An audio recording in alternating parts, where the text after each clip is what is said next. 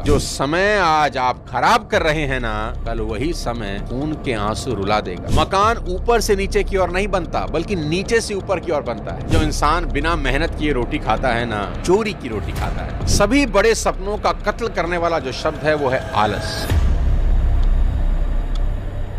साथियों, कभी सोचा है कि इंसान नंगा ही क्यों पैदा होता है? इस एक बात को आज गहराई से सोचना कि पैदा होते वक्त किसी भी इंसान के तन पर वस्त्र नहीं होते। प्रकृति उसे कुछ नहीं देती, खाली हाथ भेजती है। होना तो ऐसा चाहिए था कि इधर बच्चा पैदा हुआ, उधर कुदरत ने आसमान से उसकी जरूरत की सभी चीजें टपका दी। गाड़ी भेज दी, मकान भेज दिए, ऐशो आराम की सभी चीजें भेज